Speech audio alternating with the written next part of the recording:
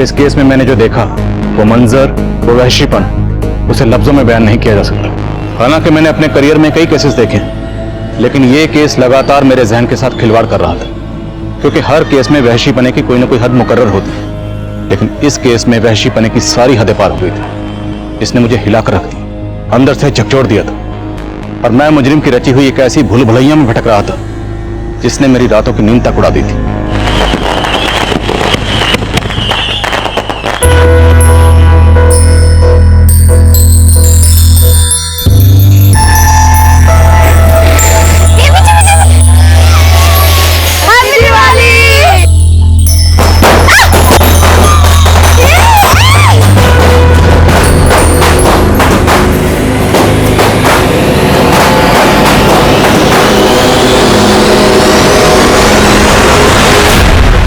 तू अपनी हद में रहकर हमेशा वही काम करती है जो तुझे नहीं करना चाहिए। मैं वही करती हूँ जो मुझे करना चाहिए अब्बू। खुशियाँ अगर हदों की सरहद से बांध दी जाए ना तो इंसान बेहद ज्यादती कर बैठता है। खुशियाँ तो बांटने से बढ़ती है। मतलब तू ये कहना चाहती है कि दिवाली के पटाखे जलाकर तू उनकी खुशियां बांट रही है? देख, उनके तौर तरीके अपनाकर तू हमारे लोगों की तौहीन कर रही है। ये आप कैसी बातें कर रहे हैं? अब बच्चे दिवाली की छुट्टियों के लिए आई है तो दिवाली तो मनाएगी ना। और आजकल के बच्चे इन भेदभाव को नहीं मानते। उनके लिए ईद, क्रिसमस, दिवाली ये सब उनके त्योहार हैं। हाँ अब्बू, बस हमारे यहाँ जिस तरीके से चीजें होती हैं वैसे ही होंगी, तुझे भी वैसे ही फॉलो करना है।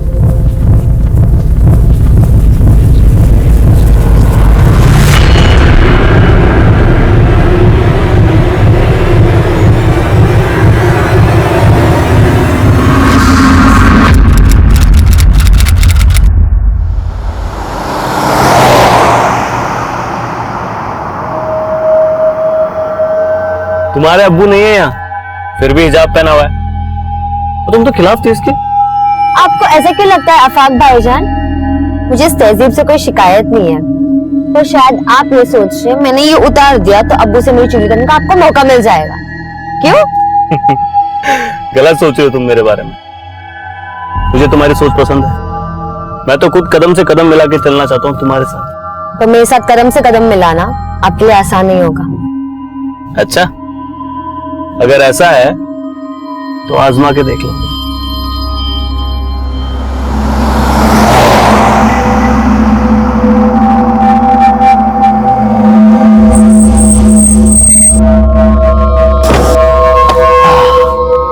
चलिए, अल्लाह हाफिज।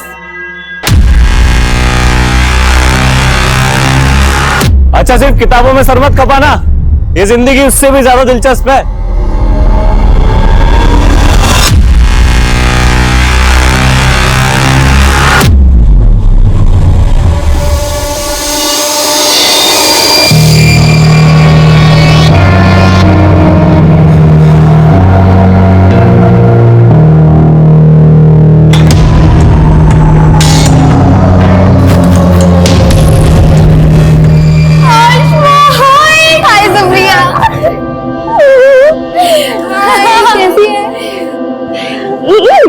अरे यार, हौसला एकदम खाली खाली लग रहा है। हाँ यार, ज्यादातर लड़कियां आज आई नहीं।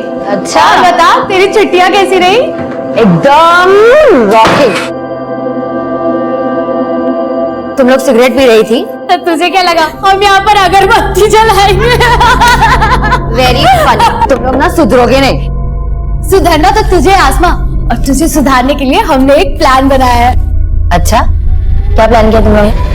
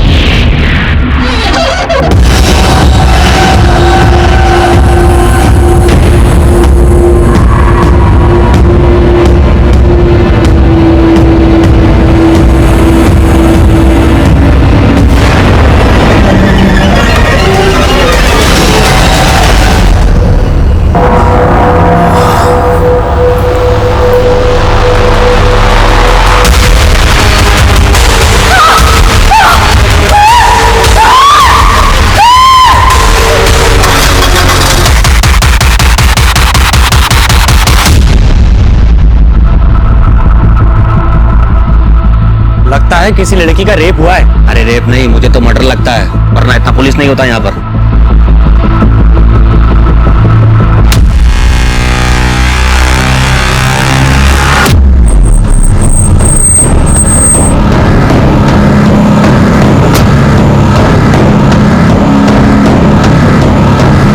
जय हिंद सर, बहुत ब्रूटल मर्डर है सर।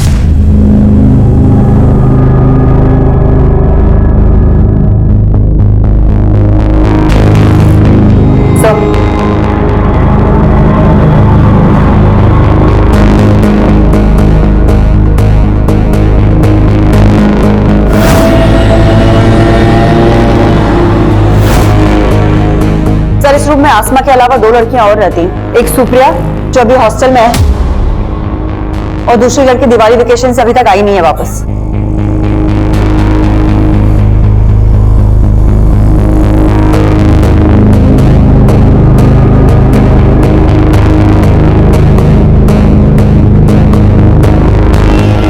सर इसी टेबल पे से हमें ये स्विच ऑफ मोबाइल भी मिला है। कस्टडी में लो। सुप्रिया, तुम आसमा की रूममेट, आसमा का बेड, तकिया सब कुछ खून से लथपथ है, और तुम कह रही हो तुम्हें कुछ नहीं पता? सर मैं कुछ नहीं छुपा रही हूँ सर। मैं रात को रूम में नहीं थी, मैं अपने फ्रेंड्स के साथ उनके रूम में थी, और जब हम गए थे तो आसमा अकेली थी रूम में।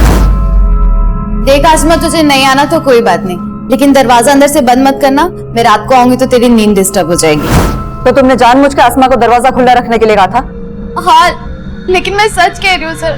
मैं अपने फ्रेंड के साथ उनके रूम में थी और उनसे बातें करते करते मैं सो गई, और जब सुबह उठी तो देखा।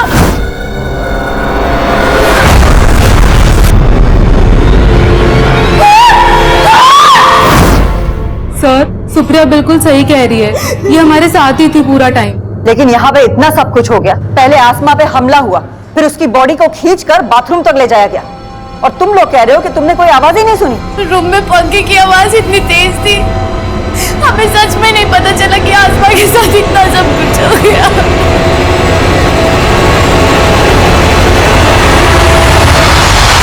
इतना ब्रूटल मर्डर, लड़की को कमरे से घसीट कर बाथरूम तक ले जाया गया। किसी ने कुछ देखा नहीं, किसी ने कुछ सुना नहीं, जरूर कोई कुछ छुपा रहा है। हो सकता है सर, लेकिन आसमा की लाश को देख के ऐसा लगता है जैसे उसके साथ रेप भी हुआ था। जरूर कोई लड़का इन्वॉल्व है। लेकिन ये गर्ल्स हॉस्टल है सर, और वार्डन का कहना है कि यहाँ पे 24 घंटे तक सिर्फ एक गार्ड ही रहता है, और एक कुक है जो सुबह आता है और रात में चला जाता है। गार्ड को हमने हिरासत में ले लिया है सर। हाँ सर, ये वही कुक है जो सुबह 6 बजे आता है और रात को 10 बजे डिनर के बाद चला जाता है। उसके बाद सोने से पहले मैं खुद पूरा राउंड लगाती हूँ। कल रात 11 सवा 11 बजे मैंने पूरा राउंड लगाया था, लेकिन सर तब सब कुछ ठीक था, और सुबह सुप्रिया की 5 बजे आवाज आई, तब सब पता चला। आसमा का हॉस्टल में किसी से कोई झगड़ा? नहीं सर।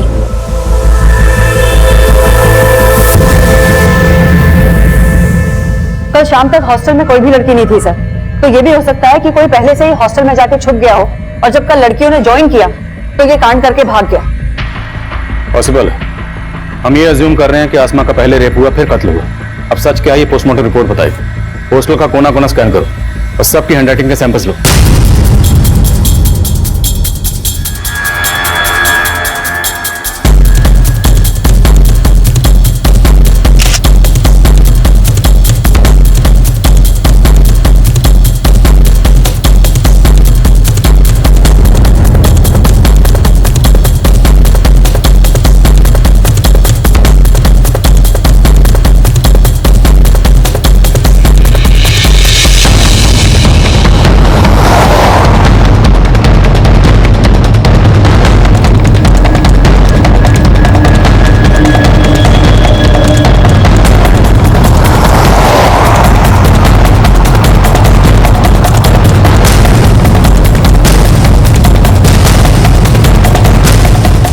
इतना ऊंचा है सर कि यहाँ से आना और भागना दोनों ही पॉसिबल नहीं है। देखो, अगर कोई सीढ़ियों से आया तो पक्का मेन गेट से एंट्री मारी होगी, मतलब गार्ड झूठ बोल रहा है। पर अगर कोई यहां से आया तो फिर ये किसी पेशेवर मुजरिम का काम। सर यहाँ कहीं सीसीटीवी भी नहीं है, तो दोनों ही पॉसिबिलिटीज हैं। हॉस्टल के आसपास सबसे पता करो, जहां भी सीसीटीवी मिले उसे खंगालो, और हॉस्टल में जितने भी लोगों का आना जाना था एक एक की डिटेल निकालो।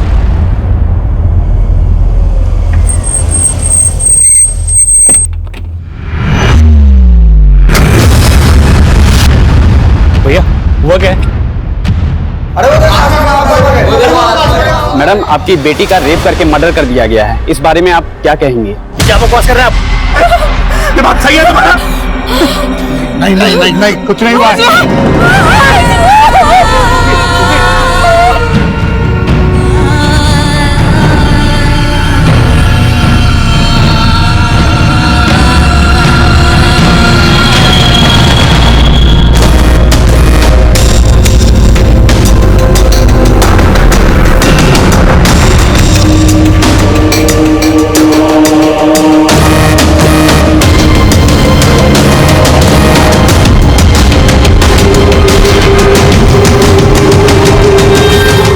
थर्ड फ्लोर पुलिस ने सील किया हुआ है। फिलहाल बाकी के रूम में तुम लोग आपस में एडजस्ट कर लो।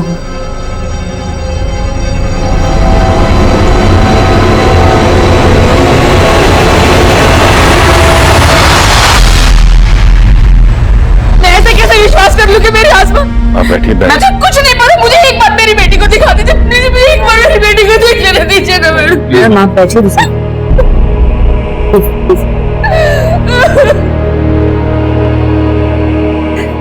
मैम पाले दीजिए।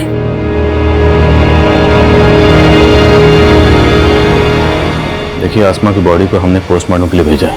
मैं वो सब कुछ नहीं जानती, मुझे बस एक बार मेरी बेटी से मिल लेने दीजिए, एक बार। देखिए, मैं समझ सकता हूँ एक माँ के नाते ये वक्त आपके लिए आसान नहीं है, पर मैं आपको बताना चाहता हूँ कि आसमा की बॉडी की जो हालत है वो देखना आपके लिए और भी मुश्किल होगा। आपके कह देने से मैं मान लूं कि मेरी बच्ची, अरे कल ही 2 से हंसता खेलता देखा था। अम्मी इतनी मुश्किल से पैक किया था, अपने ऑफिस खोल दिया। अरे ये देख, घर के बने लड्डू हैं, तूने रखना ही भूल गई थी। अब्बू आप इतने चुप चुप क्यों है? लगता अभी भी मुझसे नाराज है। बेटा ख्यालात तो तेरी अम्मी से भी नहीं मिलते हमारे, फिर भी निभा लिया ना। तू तो बच्ची है हमारी। वाह फूफा, अस्सलाम वालेकुम फूफी। आज ये आसमा चुप गया या जमीन पे रह के आप भी आसमा छू बैठे? अफाक भाईजान, अफा की तरह जलना तो आपकी फितरत है ना? जब देखो अब्बू और मेरे बीच में आग लगाते रहते हैं। तो कल रात को उसे हॉस्टल ड्रॉप करके आया था और आज सुबह। देखिए, जिस तरह से आसमा को मारा गया काफी दिल दहलाने वाला है। ये जरूर किसी ऐसे शख्स का काम है जिसकी आसमा से गहरी रंजिश रही होगी। तो क्या आसमा ने कभी आप लोगों से इसके खिलाफ कुछ कहा था? नहीं सर, उसने कभी कुछ ऐसा नहीं बताया।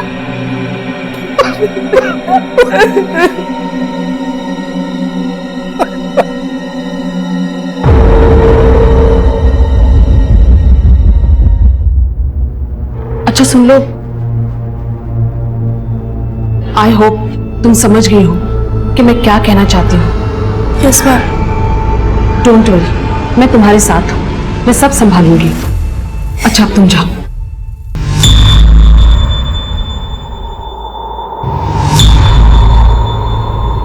हमने कई लोगों की हैंडराइटिंग ली है सर, लेकिन किसी की भी लिखावट इस लेटर की लिखावट से मैच नहीं करती। हमने बहुत सारे लोगों के फुटप्रिंट्स भी लिए हैं, लेकिन अभी तक किसी के खिलाफ कुछ पता नहीं चल पाया। क्राइम सीन पर यह लेटर मिला और आसमा के बदन पर छायापुरी लिखा हुआ। छायापुरी नाम का कोई मैगजीन भी है ना? जी हाँ सर, इस मैगजीन के अंदर सेक्स रिलेटेड कंटेंट ही छपता है। मैं कमिंग सर। सर, आसमा की प्रीलिमिनरी पोस्टमार्टम रिपोर्ट आ गई है। सर, रिपोर्ट के मुताबिक आसमा का रेप हुआ था और उसकी मौत सर पे चोट लगने की वजह से हुई थी। आसमा पर हमला हुआ उसके रूम में, फिर उसकी बॉडी को ड्रैग करके बाथरूम तक ले जाया गया। उसकी बॉडी के पास ही लेटर मिलता है जिस पर किसी वहशी ने नफरत का अफसाना लिखा। उसके बदन पर लिखा जाता है छायापुरी। छायापुरी क्योंकि एक ऐसा मैगजीन है जो ज्यादातर सेक्स रिलेटेड कंटेंट छापता है, तो जरूर ये किसी सेक्स मैने का काम है या फिर किसी ऐसे शख्स का जो आसमा से गहरी नफरत करता है, या फिर किसी सरफरे का। सबकी लिस्टिंग करो और शहर के सभी इंस्टीट्यूट को उठाओ और तोड़ो एक एक को। आसमा रेप और मर्डर केस में जहां हम एक तरफ आसमा की जिंदगी के पन्ने पलट कर देख रहे थे, वहीं दूसरी तरफ हमें इस केस में किसी बाहरी एंगल की पॉसिबिलिटी भी नजर आ रही थी। इसलिए हमने शक की बुनियाद पर कई हिस्ट्री शीटर्स को उठाया।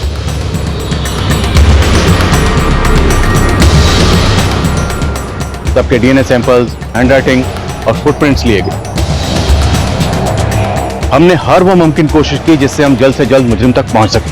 हॉस्टल का गार्ड भी हमारा स्ट्रॉन्ग सस्पेक्ट। उससे सच उगलवाने के लिए हमने कई तरीके अपनाए। मैडम मैंने कुछ नहीं किया। अब तू नहीं बचेगा। तेरा डीएनए टेस्ट लेंगे और 2 मिनट में पता चल जाएगा कि आसमा का मर्डर और रेप तू नहीं किया। मैडम मैं आपको सब कुछ बताना चाहता था, लेकिन वार्डन मैडम ने रिक्वेस्ट की थी कि मैं रमन भाई के बारे में आपको कुछ भी ना बताऊं। रमन कौन है? वार्डन मैडम का छोटा भाई। उनका अक्सर हॉस्टल में आना जाना, और वो कल रात भी आए थे। उनका हॉस्टल में दीप्ति नाम की एक लड़की से अफेयर है। ज्यादा कहाँ है वो? मैं तो सिर्फ दीप्ति से मिलने गया था सर। सर आसमा को तो मैं जानता ही नहीं हूँ। मैं कसम से बोल रहा हूँ सच, मैंने कुछ नहीं किया सर। अगर तुम्हारे भाई रमन ने कुछ नहीं किया तो गार्ड को उसका नाम लेने से मना क्यों किया? मैं डर गई थी मैडम। मैं अपने भाई के हरकतों से परेशान थी, लेकिन मेरा यकीन कीजिए उसने कुछ नहीं किया। आप चाहो तो वो दीप्ति से पूछिए, उसने कुछ नहीं किया। सर मेरा कोई अफेयर नहीं है रमन के साथ। वो मुझे परेशान कर रहा था सर। पहले उसने मुझे प्रपोज किया, मैंने मना किया तो वो मेरे पीछे ही पड़ गया सर। पिछले काफी दिनों से सर वो मुझे हरास कर रहा है।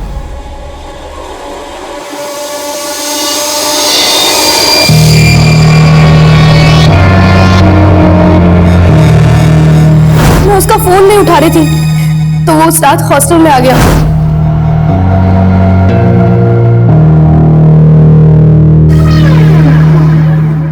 रमन मैंने तुम्हें पहले भी कहा है मेरा पीछा छोड़ दो। ऐसे छोड़ दूं? प्यार करता हूँ ना मैं तुमसे। रमन तुम यहाँ से जाते हो या मैं चिल्लाऊं? मैंने उसको वार्न किया था सर, तो वो वहां से चला गया था। उसके बाद क्या हुआ मुझे नहीं पता सर। सुबह मेरी नींद शोर से ही खुली थी सर। मैंने वार्डन मैम को रमन के बारे में बताया था, मगर वार्डन मैम ने मुझे चुप रहने के लिए कहा। मुझे नहीं पता रमन ने आसमा के साथ कुछ किया या नहीं। तो दीप्ति की तरह तो आसमा के पीछे पड़ा होगा। तुझे लगा दीप्ति नहीं तो आसमा? नहीं सर ऐसा कुछ नहीं है सर, मैं दीप्ति से प्यार करता हूँ। मिलने दीप्ति से गया होगा, लेकिन आसमा ने तुझे देख लिया। वो शोर न मचा दे इसलिए तूने उसे। नहीं सर ऐसा नहीं है सर, मैं तो तभी वहां से चला गया था।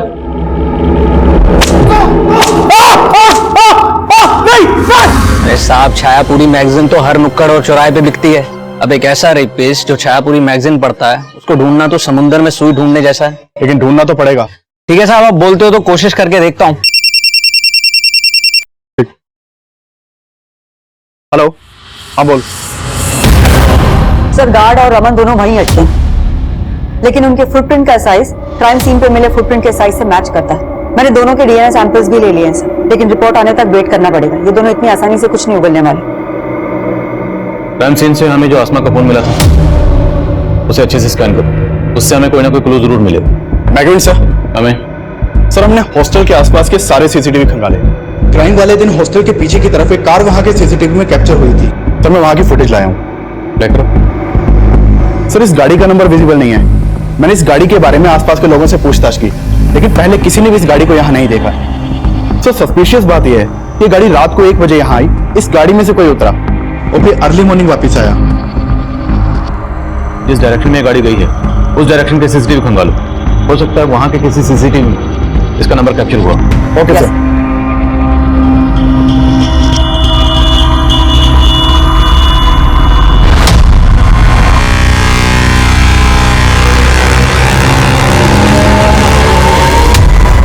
अनुराग इधर आना। Yes ma'am. ये आसमा के फोन पे आफाक नाम के लड़के के 5 मिस कॉल है। मैम आफाक तो आसमा का कजन है जो आसमा के पेरेंट्स के साथ आया था। आफाक ने आसमा को 5 बार कॉल किया, लेकिन आसमा ने एक भी बार रिसीव नहीं किया। लेकिन बाद में आसमा की अपनी मदर से बात हुई है। ये चक्कर क्या? आसमा के पेरेंट्स से दोबारा मिलना पड़ेगा। ये वही गर्ल्स हॉस्टल है जहां आसमा का इतना ब्रूटल रेप और मर्डर हुआ, पर पुलिस अभी तक इस केस में नाकाम नजर आ रही है। अब अफसोस करने का क्या फायदा? वक्त रहते अगर आसमा के पर काट दिए होते तो यह दिन नहीं देखना पड़ता। चारों तरफ इज्जत का कचरा हो रहा है। आपको अपनी इज्जत की पड़ी, अपनी बच्ची का कोई दुख नहीं। दुख है मुझे, इसीलिए कोस रहा हूं तुझे। एक नहीं सुनती थी मेरी। पता नहीं वहां किस लड़के के साथ चक्कर चल रहा था उसका। वहां उसके साथ इतना कुछ हुआ और आप उसको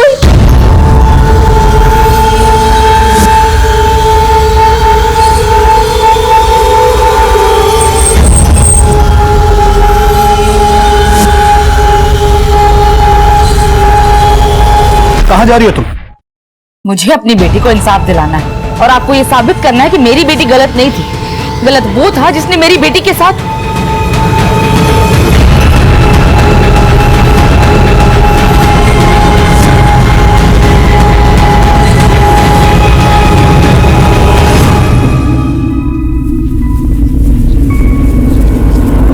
मैं आपसे अफाक के बारे में बात करना चाहती हूँ। क्या आमना का और अफाक का कोई इशू था?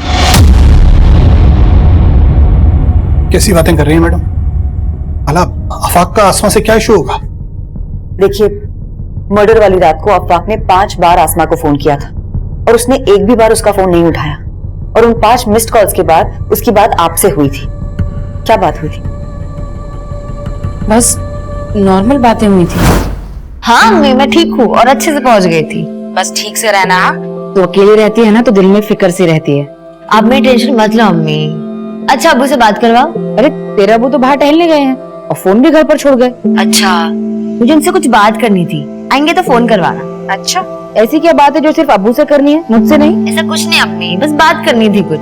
अब्बू आएंगे ना तो मेरी बात करवाना उनसे। उस दिन मैं जरा देर से टहल कर घर वापस आया। इन्होंने बताया था मुझे लगा रात काफी हो गई है, इसलिए अगले दिन फोन करूंगा ये सोचकर सो गए हम लोग। लेकिन ऐसी क्या बात होगी जो वो आपसे ही करना चाहती थी? मुझे खुद कुछ समझ में नहीं आ रहा मैडम।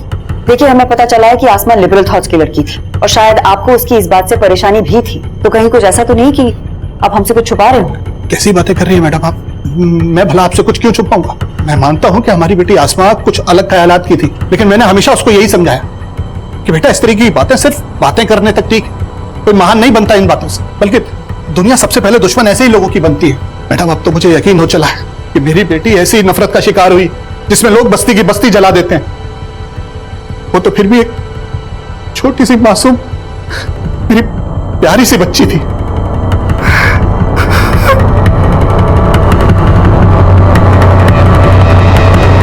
ठीक है, मैं आता हूं। सर मैंने ब्रोथल में फील्डिंग लगाई तो एक टिंडा नाम के आदमी का मालूम चला। कौन टिंडा? ये आदमी है साहब। ब्रोथल में काफी आना जाना है इसका। काफी वहशी है ये आदमी। वो टिंडा है ना, दिमाग से एकदम सटका हुआ है। जो भी उसके साथ जाती है ना, उसका हालत खराब कर देता है। एक नंबर का जानवर है, जानवर। आप एक बार देख लो, हो सकता है ये वही सनकी आदमी हो जिसे आप ढूंढ रहे हैं। आसमा के पेरेंट्स से अफाक के बारे में बात की? सर, वो अफाक पे कोई शक नहीं जता रहे और अफाक से मैं खुद मिली थी ये जानने के लिए कि उसने उस रात आसमा को इतने सारे कॉल्स किए क्यों थे। मैम मैं उसे हॉस्टल छोड़ के घर आया तो ऐसे ही कॉल किया था, ये जानने के लिए कि सब खैरियत है कि नहीं। लेकिन उसके साथ कुछ ठीक हुआ नहीं और उसने तुम्हारे कॉल्स भी रिसीव नहीं किए। क्यों? पता नहीं मैम, मुझे लगा सो गई होगी। लेकिन तुम्हारे मिस्ड कॉल्स के बाद उसने अपनी अम्मी से भी बात करी, लेकिन तुम्हें कॉल बैक नहीं किया। कोई ना कोई वजह तो होगी ना, कहीं को छुपा तो नहीं रहा तुम हमसे? नहीं मैम, मैं कुछ नहीं छुपा रहा। फिर भी इस अफाक के बारे में सब कुछ पता करो। हो सकता है कुछ छुपा रहा हो, और ये भी पता करो कि मर्डर की रात ये कहां था। Okay sir. मैं कमिंग सर। सर हमारे खबरियों से इस तेजस सिर्फ टिंडा नाम के आदमी की इंफॉर्मेशन मिली है। सर इसके बारे में जो भी पता चला उस हिसाब से शक किसी के ऊपर जाता है। सर मैंने चेक किया, मर्डर वाली रात इसका फोन हॉस्टल वाले एरिया में ही एक्टिव था। उठाओ इसे। Yes sir.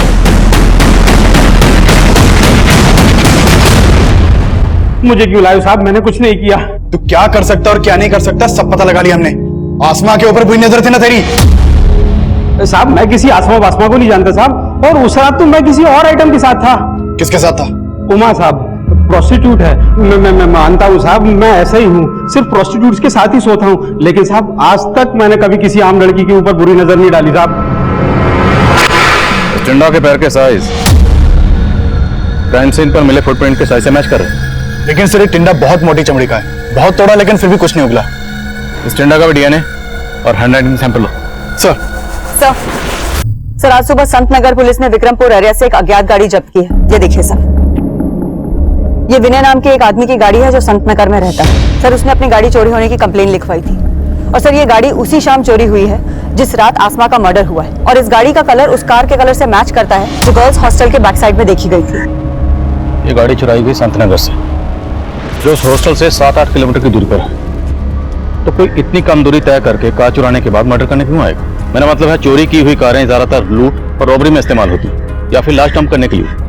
लेकिन यहाँ तो रात भर लाश भी उस हॉस्टल में थी और अगली सुबह तक ये कार भी वहीं थी। और अगर ये कत्ल इसी कार चुराने वाले ने किया है तो ये इतनी देर वहां क्यों रुके गए? लेकिन सर हम किलर को सरफिरा भी तो समझ रहे हैं। हो सकता है ये चोर वही हो जिसे हम ढूंढ रहे हैं। ठीक है, संतनगर पुलिस के टच में रहो और पता करो कि कार चुराने वाला कौन हो सकता है। और हॉस्टल एरिया का डंप डाटा स्टडी करो, हो सकता है वहां से कोई सस्पिशियस नंबर सामने आए। Yes sir. आपने अफाक को आसमा के साथ हॉस्टल क्यों भेजा था? अभी अचानक तुमने अजीब सा सवाल क्यों पूछा? सवाल तो ये है कि आसमा आपसे क्या बात करना चाहती थी जो उसने मुझे नहीं बताई, या आपने अफाक को कुछ बोला जो मुझे नहीं बताया?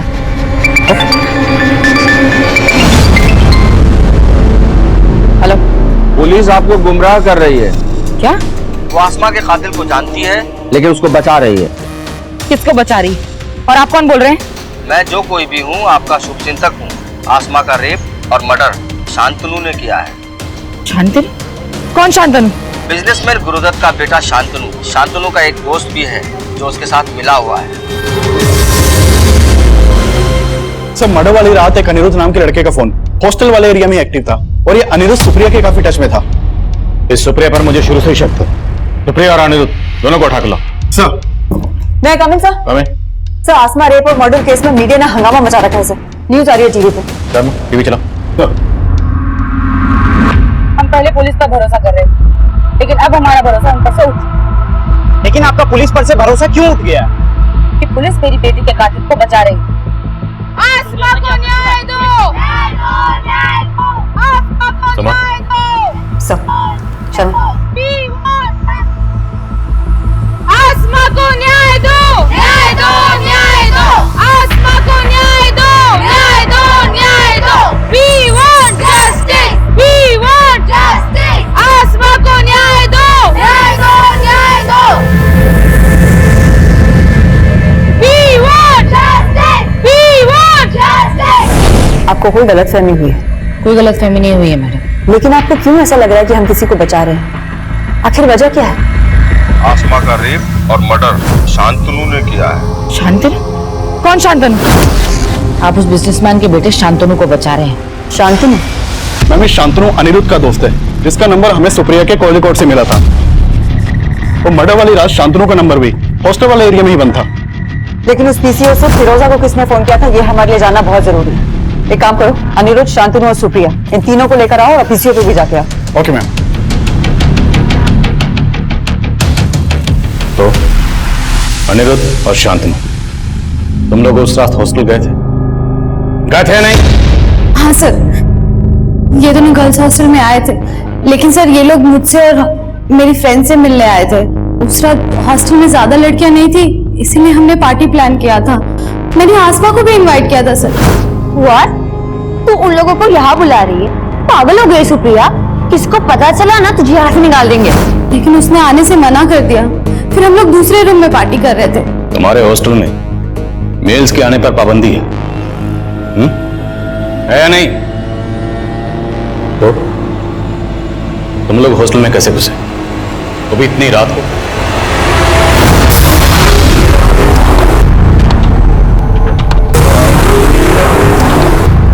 उसके बाद हम लोगों ने 2 घंटे तक एंजॉय किया और उसके बाद शांतनु और अनिरुद्ध दोनों चले गए थे।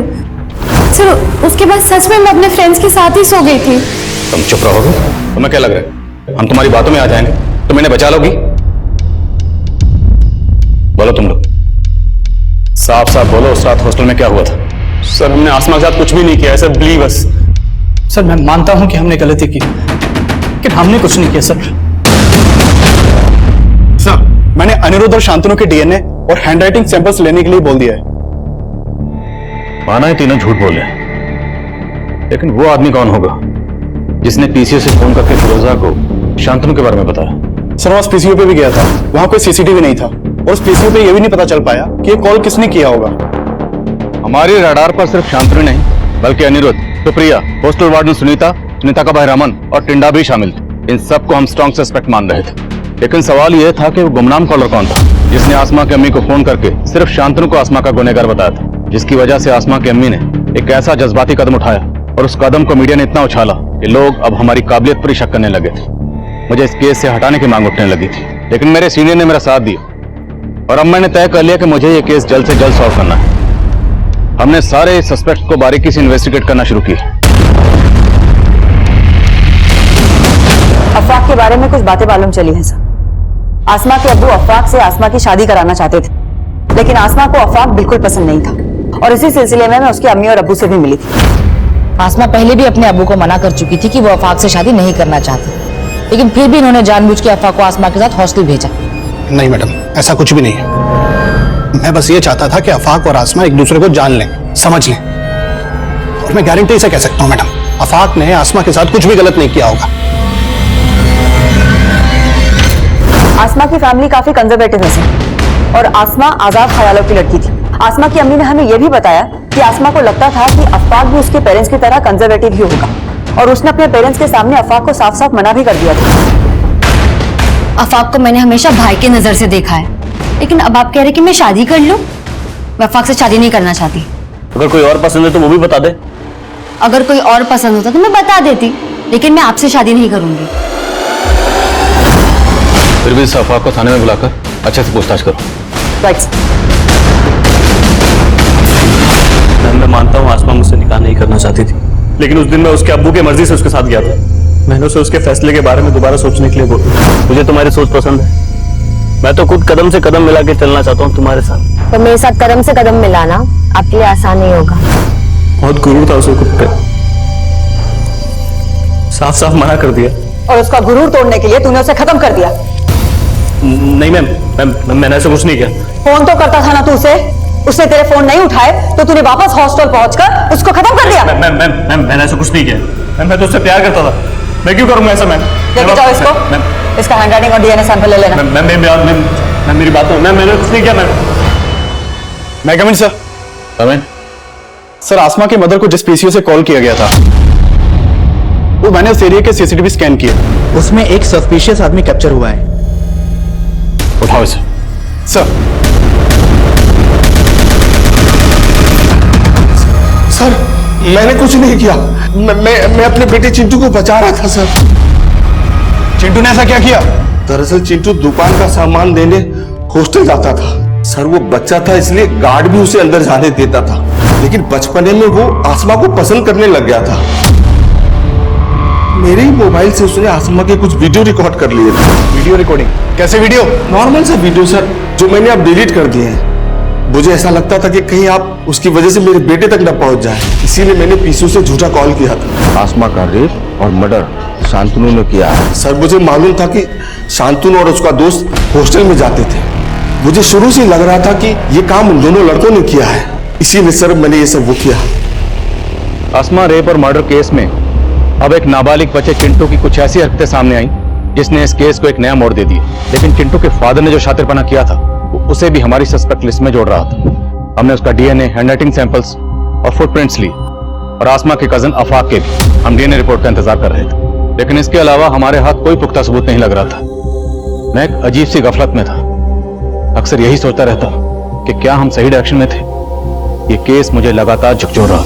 क्राइम सीन के मंजर मुझे रात भर सोने नहीं देते थे। ऊपर से मीडिया का प्रेशर इतना ज्यादा था कि मेरे सीनियर्स ने इस केस को सॉल्व करने के लिए मेरे लिए एक डेडलाइन मुकर्रर कर दी। मैं अक्सर ये सोचकर परेशान हो जाता कि अगर मैं इस केस को सॉल्व ना कर पाया तो क्या उस मासूम बच्ची आसमा को कभी इंसाफ मिल पाएगा? मैं कमन सर। सर मैं उस कार चोर के बारे में पता कर रही थी, तो पता चला है कि पूरे डिस्ट्रिक्ट में पिछले 25 दिनों में 20 गाड़ियां चोरी हुई हैं, और इनमें से ज्यादातर गाड़ियां कुछ दिनों के गैप के बाद कहीं भी खड़ी मिल गई। 25 दिनों में 20 गाड़ियां? जी सर।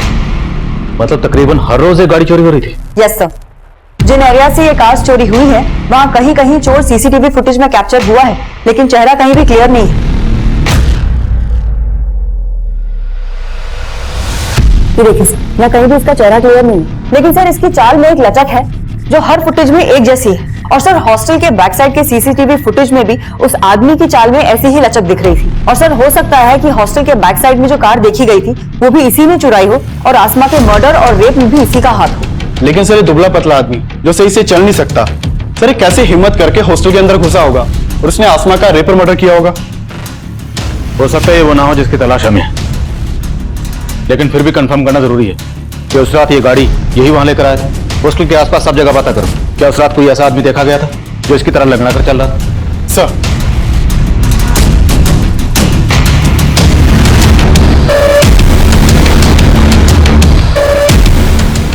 सर उस दिन सुबह 6 बजे एक आदमी आया था जो लंगड़ा के चलता था। उसके पास एक कार भी थी।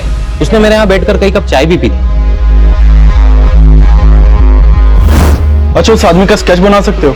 जी साहब, बनवा सकता हूँ। मैम, चाय वाले ने जिस आदमी के बारे में बताया था उसका स्केच है। पता करो उसका कोई क्रिमिनल रिकॉर्ड है क्या, और इस स्केच को हर जगह सर्कुलेट करो। हो सकता है इसके जानने वाला कोई मिले। Okay ma'am.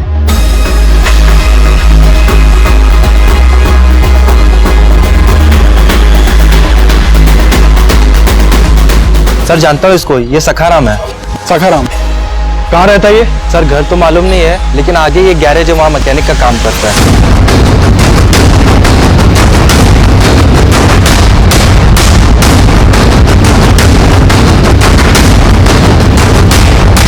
सखाराम,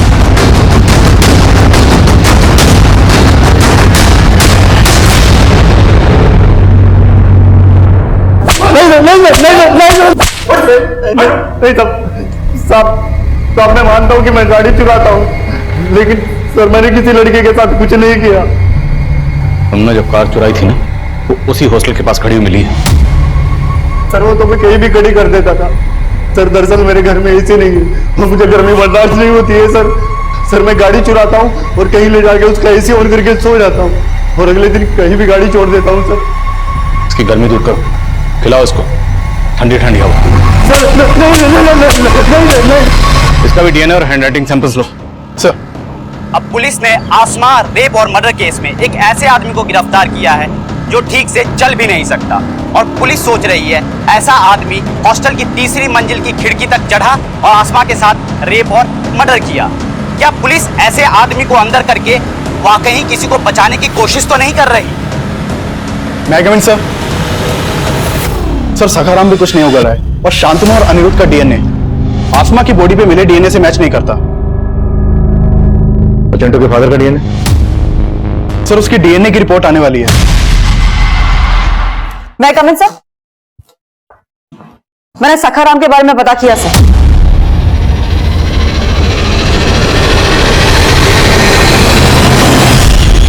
अब तेरा नाटक खत्म। रिपोर्ट आ गई है, तेरा डीएनए मैच हो गया। अब अगर एक भी झूठ बोला ना, तेरी हड्डी पसली कर दूंगा। सर मैं अपनी बीवी से तंग आ गया था, इसलिए मुझे हर औरत से नफरत हो गई थी। फिर एक दिन मुझे वो लड़की दिखी, वो मुझे पसंद आ गई थी सर। उसके बाद मैं उसके पीछे पीछे हॉस्टल गया। मालूम चला कि हॉस्टल बंद है, सारी लड़कियां छुट्टी पर गई। जब छुट्टियां खत्म हुई तो उसके बाद मैं उस रात वहां पहुंचा।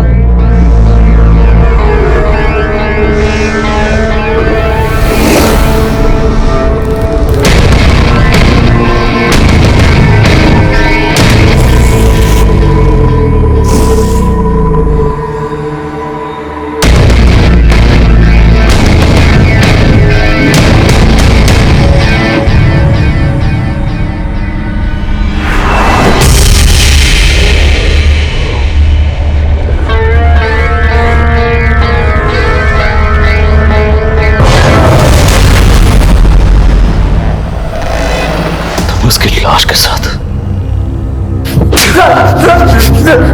लाश के साथ बॉडी पर छाया पर लिखा। क्यों? सर ऐसे सर उस रात जिसकी गाड़ी चुराई थी वो छाया पूरी पत्री का मालिक था। मुझे नाम पसंद आया इसलिए लिख दिया, और सर जो कुछ मेरे दिल में था वो मैं लेटर पे लिखा और चला गया।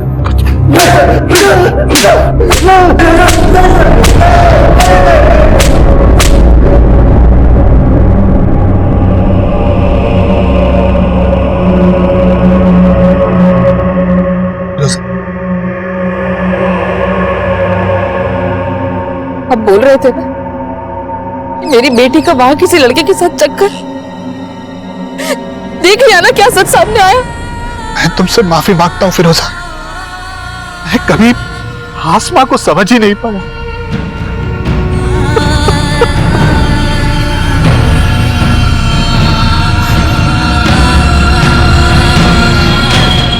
आसमा रेप और मर्डर केस का main accused Sakharam physically disabled था, इसलिए मीडिया उसकी इस कमजोरी का वास्ता देकर उसके बचाव की बातें कर रही थी। लेकिन जब सच्चाई सामने आई, उसने सबको हैरान करके रख दिया। सखाराम ने न सिर्फ आसमा का कत्ल किया, बल्कि वो घायल आसमा को 100 मीटर तक घसीट कर ले गया, उसके साथ दरिंदगी करता रहा। लेकिन हॉस्टल में मौजूद किसी ने कोई आवाज नहीं सुनी, किसी ने कुछ नहीं देखा, कुछ नहीं सुना। जबकि उस रात हॉस्टल में सखाराम के अलावा वार्डन सुनीता का भाई रमन और सुप्रिया के दोस्त अनिरुद्ध और शांतनु भी मौजूद थे, जो गलत तरीके से हॉस्टल में दाखिल हुए थे। जिससे साबित होता है कि आसमा एक ऐसे प्रेमाइसिस में रह रही थी जहां पर सिक्योरिटी ताक पर थी। इसलिए उस रात आसमा के साथ जो भी हो, उसमें हॉस्टल के स्टाफ के साथ साथ बाकी लोग भी जिम्मेदार हैं। आज इंटरनेशनल वुमेन्स डे पर आसमा की कहानी आप सभी को बताकर मेरा मकसद ये बताना है कि आसमा की मौत से सिर्फ उसके परिवार को गहरा नुकसान नहीं हुआ, बल्कि ये नुकसान हमारे पूरे समाज का नुकसान, क्योंकि हमने आसमा को खोकर एक ऐसी टैलेंटेड और सेंसिटिव शख्सियत को खोया है जो अपनी सोच से एक प्रगतिशील समाज के निर्माण का मादा रखती थी। देखते हैं हमारे आज के एपिसोड की दूसरी।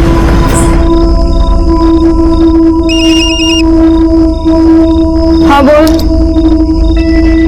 अरे नहीं, अभी बाहर घूमने फिरने की बात मत कर। अरे नहीं, एग्जाम्स आने वाले हैं, प्रिपरेशन भी नहीं किया मैंने अच्छी तरह से। चल ठीक है, अभी रख, बाद में बात करती हूँ।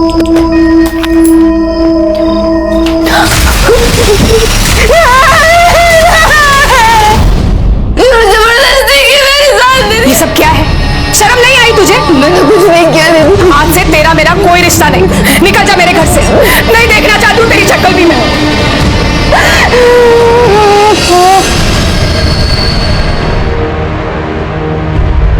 आई बाबा ने सिखाया था, इंसान अगर एक बार पैसे खो दे तो उसे फिर से कमा सकता है, लेकिन अगर इज्जत एक बार चली जाए तो फिर वापस नहीं मिलती। और जिसकी इज्जत नहीं, उसका कोई नहीं होता। और मैंने तो अपना सब कुछ खो दिया था। क्या करती, कहाँ जाती? मेरे पास सिर्फ 2 रास्ते थे, या तो मैं खुद को मार देती या तो उस इंसान को।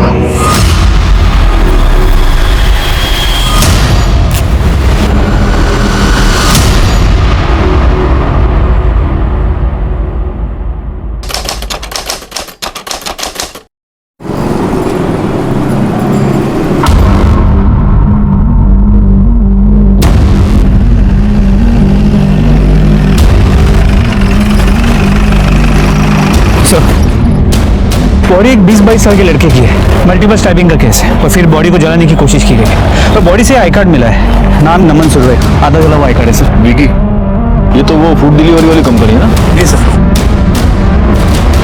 सर, ये डैमेज फोन मिला है, इसको लैब भेजो, देखो कुछ डेटा रिकवर होता है क्या।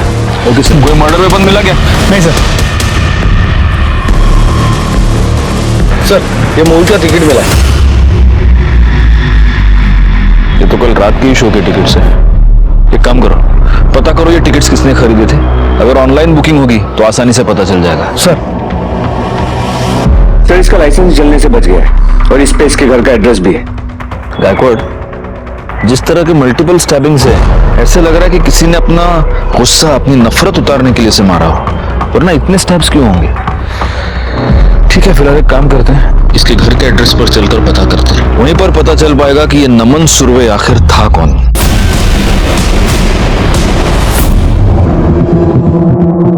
अरे हो काय झालं हे बघ।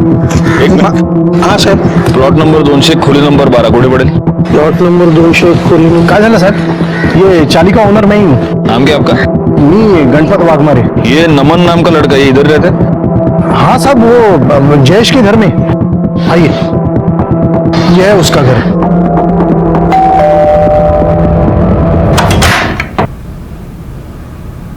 जी क्या हम अंदर आ सकते हैं? हाँ, ये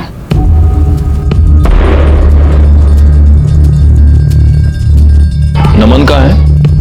पता नहीं, वो कल शाम को बाहर गया था, उसका फोन भी बंद है। मैंने जयेश दादा को बोला भी था, तो उन्होंने कहा शायद वो अपने घर गया होगा। वो रिश्तेदार है तुम्हारा? नहीं, रिश्तेदार तो नहीं है। जयेश दादा ने उसे यहाँ पर पीजी पे रखा था। तो उसके घर वाले? घर वाले तो पता नहीं, 6 महीने पहले ही दादा उसे यहाँ लेकर आए थे।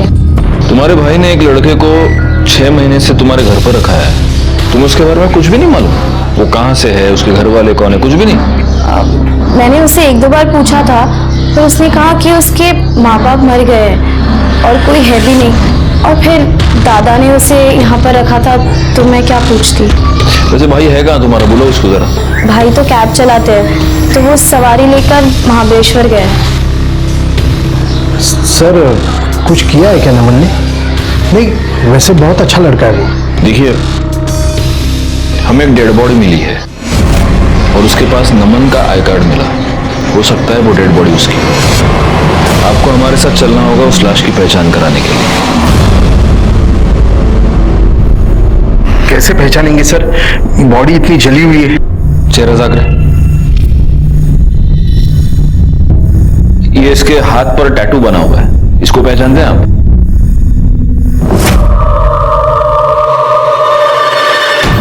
हाँ सर, ये नमन ही है, उसके हाथ पर भी ये निशान बना हुआ था।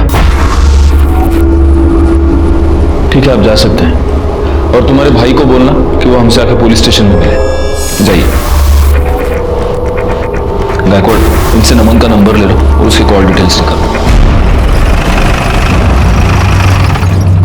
आपकी बात मुझसे ही हुई थी, मैं राजेंद्र शिर्के। सर, नमन हमारा डिलीवरी बॉय है। नमन की यहाँ पर किसी के साथ कोई दुश्मनी? सर, नमन की तो किसी के साथ कोई दुश्मन, लेकिन सर हाँ, दिलीप के साथ उसकी हाथापाई हुई थी थोड़े दिन पहले। किस बात पे हाथापाई हुई, क्या प्रॉब्लम थी? सर, आपने वो वीडियो नहीं देखी जिसमें डिलीवरी बॉय पार्सल का खाना खा रहा था? हाँ, वो वीडियो देखी तो थी, काफी वायरल भी हुई थी। आई थिंक मेरे पास वो वीडियो है, एक सेकेंड। ये वीडियो राइट सर, ये दिलीप है और ये वीडियो नमन ने निकाली थी, और इसी वजह से दिलीप नमन पर बहुत ज्यादा भड़का हुआ था। करडे सर, एक काम करा, यांच्याकडनं दिलीप से पत्ता घ्या और उसको पुलिस स्टेशन बुलाओ। बाबा, नमन ही था क्या? हाँ, पता नहीं किसने मारा बेचारे को।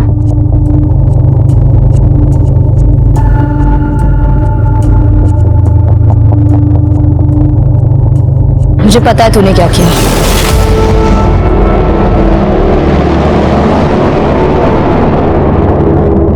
अरे शोभा, तुम ऐसे क्विज कॉन्टेस्ट मत खेलो यार मेरे साथ। बताओ ना क्या है आज? हाँ, ससुर जी का बर्थडे ना, वो तो याद है मेरे को। मैं अभी फोन करने ही वाला था उनको। अर्जेंट? हाँ, चलो चलो चलो, अर्जेंट काम है, अभी रात को चलेंगे। हाँ, डिनर पे चलेंगे। चलो बाय बाय बाय। हाँ सर, नमन की पोस्टमार्टम रिपोर्ट के मुताबिक उस पर 4 बार वार किया गया। एक बार पीठ पे, एक बार पेट पे, 2 बार छाती पे, जिसके वजह उसका चेहरा जलाया गया। मौत दोपहर करीब 4 और 6 के बीच हुई। और क्या सर, और ये भी पता चला है कि नमन एक्चुअली लड़का नहीं था, लड़की था, और मरने से पहले उसके साथ रेप भी किया गया था। क्या? जी सर।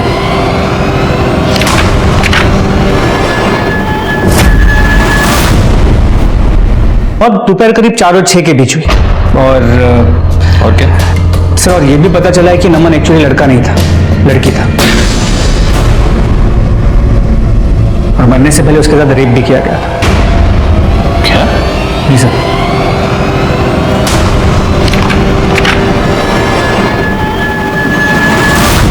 इंसान पूरी उम्र अपनी पहचान बनाने की जद्दोजहद में रहता है, तो फिर नमन के साथ ऐसी कौन सी मजबूरी हो गई कि उसने अपनी पहचान छुपाई? यहां तक कि उसने ये भी छुपाया कि वो एक लड़का नहीं, एक लड़की है। नमस्कार, मैं senior inspector Rajesh Jadhav, crime petrol Dastak के आज के इस भाग में आप सबका स्वागत करता हूं। ये केस मेरे पास तब आया था जब पिछले साल मैं मुंबई के चारकोप पुलिस स्टेशन में पोस्टेड था। एक लड़की लड़का बनकर रह रही थी और सब लोग यही समझ रहे थे कि वो लड़का है। अब हमारे लिए उसके रिश्तेदारों को, ब्लड रिलेटिव्स को मिलना बहुत जरूरी हो गया था, ताकि हम इस बात की शिनाख्त कर सके कि हमें जो लाश मिली थी क्या वो वाकई नमन की थी, और अगर थी तो इस नमन का चक्कर क्या है। गायकवाड़, सबसे पहली बात, किसी को ये पता नहीं चलना चाहिए कि ये नमन लड़का नहीं लड़की था।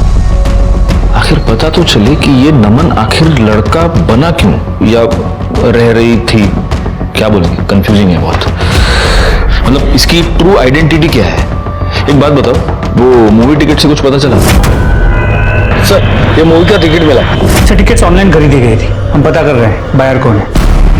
पोस्टमार्टम रिपोर्ट के मुताबिक नमन की मौत दोपहर को 4 से 6 के बीच में हुई है। मूवी टिकट पर टाइमिंग है 4:30 का। तो क्या ये टिकट नमन ने खरीदा था या ये टिकट कातिल ने खरीदा था? कॉल रिकॉर्ड से कुछ पता चला? सर सारे रेगुलर कॉल्स, मोस्टली कस्टमर्स के, विकी के या फिर कोई रैंडम कॉल्स। लेकिन 2 नंबर से उसकी ज्यादा बातें हुआ करती थी, एक कोई राजीव था और एक कोई विकास। राजीव और विकास, इन दोनों का एड्रेस निकालो। सबसे पहले हमें यह पता करना होगा किस किस को पता था कि नमन लड़का नहीं लड़की थी। क्या रे देश, तेरे को क्या लगता है किसने मारा होगा नमन को? कमाल है सर, मतलब सर आपको अभी तक पता नहीं चला? नमन एक लड़का नहीं लड़की थी सर। हमको क्या पता है और क्या नहीं पता है वो छोड़, तेरे को कब पता चला ये बता। जब तू उसका रेप कर रहा था तब? क्या बात कर रहे सर? सर मैंने कुछ भी नहीं किया सर, बल्कि मुझे पहले से ही पता था कि वो लड़की थी। रेस्टोरेंट के बाहर सर अक्सर मैं अपनी कैब लगाता हूँ और ये लड़के लोग वहां पर ही बैठा करते हैं। नमन से मेरी मुलाकात वहां पर ही हुई थी। अक्सर मैं उससे बात किया करता था। और सर फिर एक दिन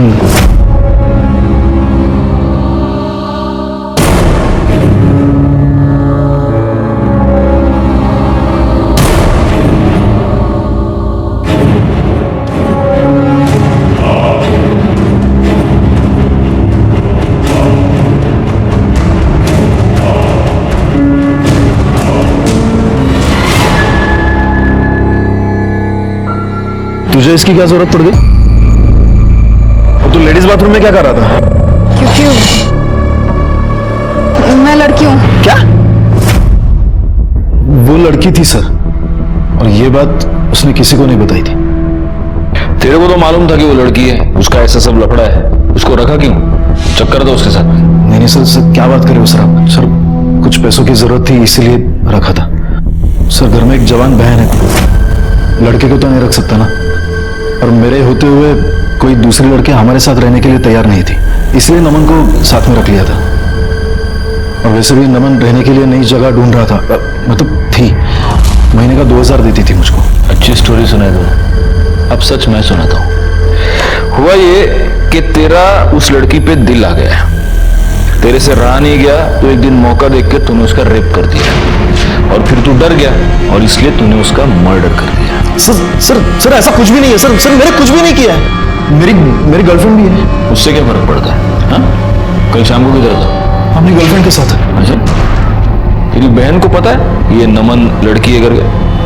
नहीं, मतलब नमन ने ही मना कर दिया था। इस नमन का किसी के साथ कोई झगड़ा, कोई पंगा? प्रभात से सर।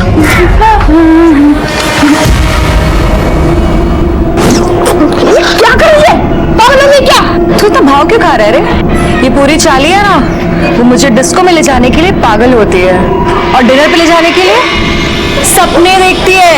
और मैं तुझे कब से खुद को प्लेटर में सजा के दे रही हूँ और तू खाने को रेडी नहीं है। कम से कम मुझे भी तो चख के देख। नमन! साले फुलचेरे उड़ाने के लिए तुझे मेरी बहन मिली थी। मैंने कुछ नहीं किया है। मैंने कुछ, साले अपनी बहन को संभाल जिसकी जवानी नहीं संभल रही है। तू ज्यादा शान पट्टी मत दिखा, समझा? और तू अगली बार अगर मेरी बहन की तरफ देखा भी ना तो मैं जान से मार दूंगा तुझे। प्रभात छोड़ उसको। नमन के पीछे तो हाथ धोकर पड़ी थी, लेकिन उसको सर पता ही नहीं था कि नमन एक लड़का नहीं लड़की है। हाँ सर।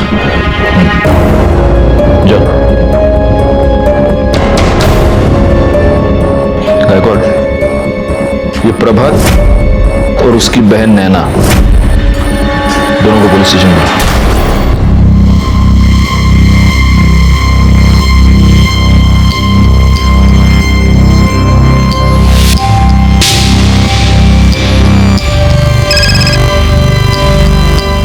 हेलो।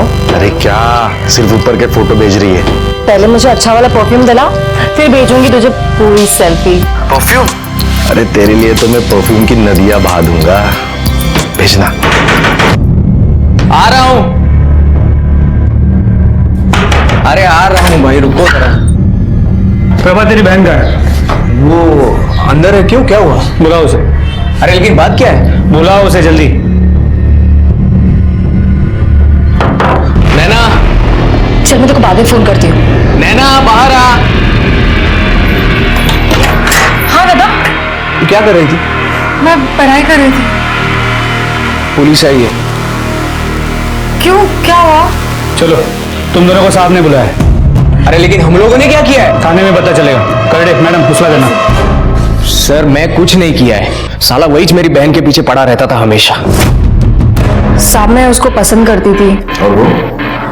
देखो साहब, वैसे तो मैं झूठ बोल देती, लेकिन अब वो है ही नहीं तो मैं झूठ बोल के क्या करेगी। मैं उसको बहुत पसंद करती थी, काफी बार उसको हिंट भी दिया, लेकिन पता नहीं बहुत दूर दूर से भागता था मुझसे। बस आप मेरे भाई को मत बोलना। तुम उसको बहुत पसंद करती थी, तुमने उसको हिंट दिया, ये जानते हुए भी कि वो एक लड़की है। लड़की? सब लड़की कैसे हो सकती है वो? अच्छा, अब समझ आया। मेरे जैसे हॉट लड़की कोई मना कैसे कर सकता है? समझाया ना साहब, बहुत बार समझाया उसको। अभी कोई मेरी बहन के साथ बदतमीजी करेगा, उसको छूने की कोशिश करेगा तो मेरा खून तो खोलेगा ही ना। सही है, तेरा खून खोला, तुझे गुस्सा आया और तू उसके साथ मारपीट करने चलेगा, और तब तुझे पता चला कि वो लड़का नहीं लड़की है, और फिर तूने उसका रेप किया और उसे मार दिया। ऐसे ही किया था ना? लड़की? वो लड़की ही थी। सब मेरे को सच में कुछ नहीं पता। साहब मेरे को तो पता ही नहीं था कि वो लड़की है। अगर पहले ही पता होता फिर तो कोई लोचा ही नहीं था ना। हाँ, पहले ही पता होता तो पहले रेप कर देता उसका, है ना? सर क्या बोल रहे हो आप? मैं कसम खा के कहता हूँ मैंने कुछ नहीं किया। अरे उस वक्त तो मैं घर पे था। सच बोल रहा है नहीं बोल रहा है उसका पता हम लगाएंगे। रिकॉर्ड, इसका डीएनए टेस्ट कराओ, और जब तक ये सच ना बोले इसको फोड़ते रहो। जोर कर दिया। साहब मैं सच बोल रहा हूँ, मैं मेरी बहन की कसम। साहब मैंने कुछ नहीं किया। साहब मेरे भाई ने कुछ नहीं किया है, आप उसकी बात सुनो एक बार। साहब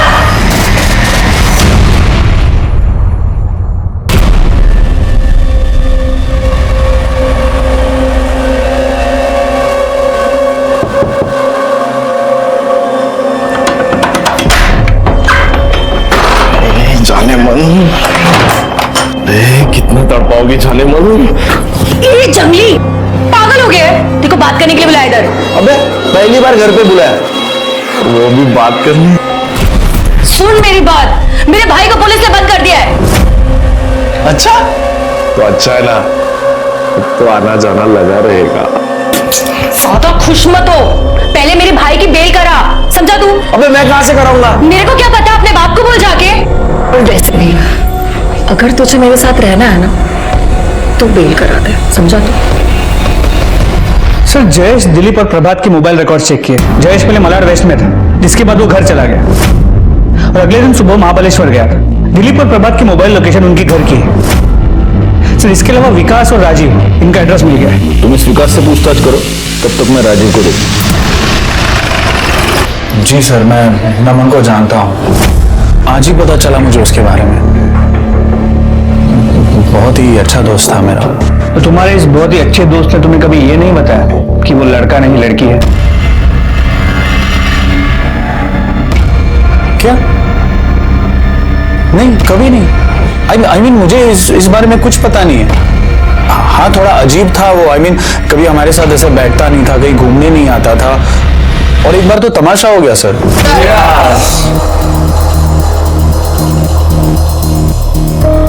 क्या जूस मिला है? बियर पी? आज तेरी एक नहीं मानेंगे हम, आज तुझे पिला के ही रहेंगे। ए मनीष, वो ऐसे नहीं मानने वाला है, जबरदस्ती पिलाओ। पीना क्या कर रहे हैं? अरे नहीं, अरे नहीं, नहीं बेटा, साले तुम लोग पागल हो गए हो क्या?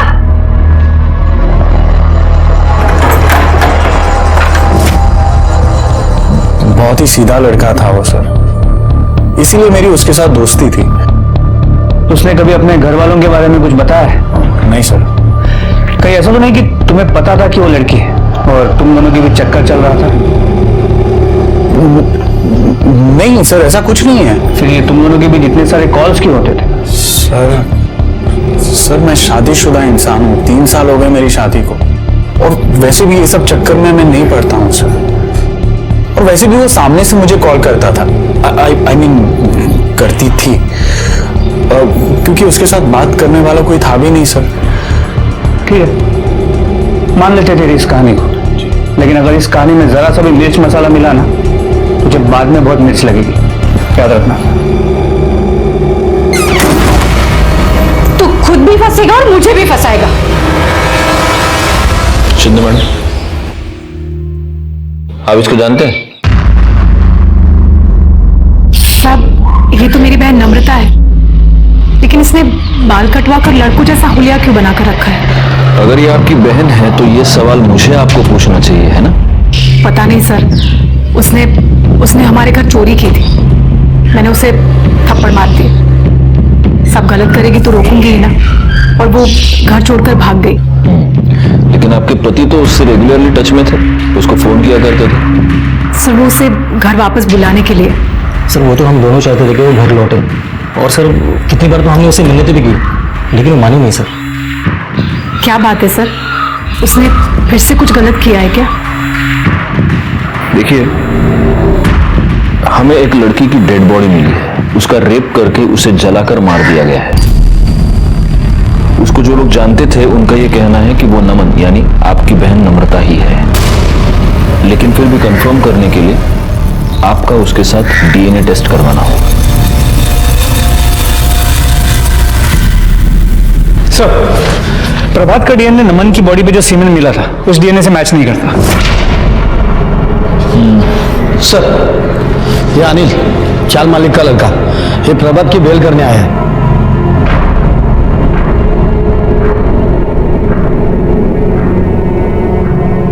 छोड़ा तेरा, और उसको समझाना मुंबई के बाहर नहीं जा सकता वो। साहब एक बात करनी थी। वो नमन ना बहुत परेशान थी साहब। थी? मतलब तुम जानते थे कि वो लड़की है? हाँ। मतलब अभी अभी पता चला, वो नैना ने बताया ना। मेरे को भाई जैसी थी वो, उसको बहुत पीटा था उसने। थोड़े रे मामा, अजीत, प्रतीक, हमारी चाली के लड़के को मारता है तो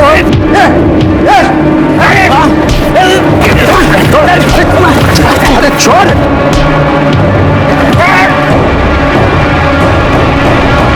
भाई तू ठीक है ना? किसने? वो वीडियो वायरल हुआ था ना, वो पार्सल वाला दिलीप। और ये वीडियो नमन ने निकाली थी, और इसी वजह से दिलीप नमन पर बहुत ज्यादा भड़का हुआ था। अपन ने कुछ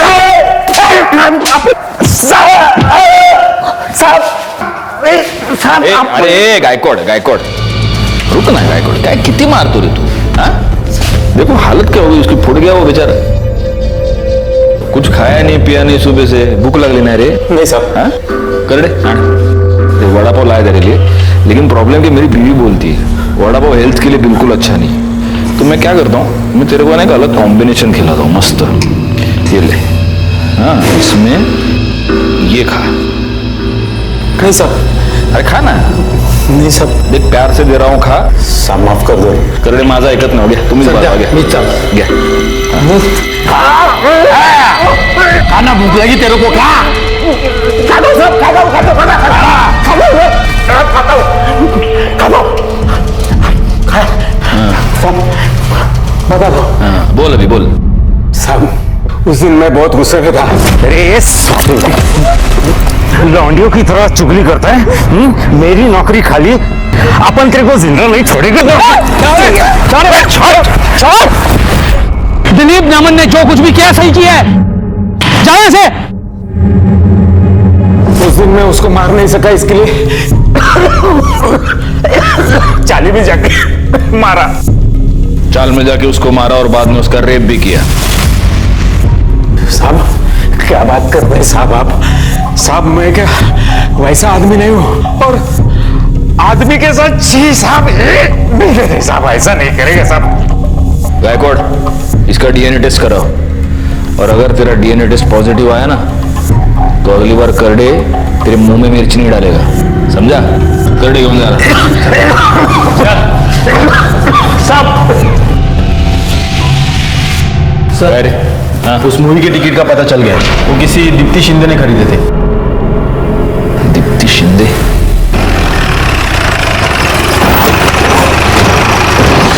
ये दीप्ति शिंदे कहाँ रहती है? सर दूसरे माले पे।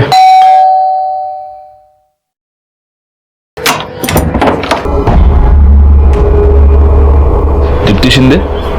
हाँ जी। दीप्ति, 4 मार्च को तुम टोटल गोलमाल फिल्म देखने गई थी? हाँ जी, मैं गई थी। और उसके बाद तुम चारकोप सेक्टर 8 में गई थी? नहीं, मैं वहाँ नहीं गई थी। तुम वहां गई थी नमन के साथ? कौन नमन? मैं किसी नमन को नहीं जानती। तो तुमने ये फिल्म की 2 टिकट्स क्यों खरीदी थी? मैं मेरी फ्रेंड सलोनी के साथ गई थी। सलोनी कहाँ रहती है वो? यही 4th फ्लोर पे रहती है ऊपर। लेकिन सर वो शाम को 5 बजे आएगी कॉलेज से।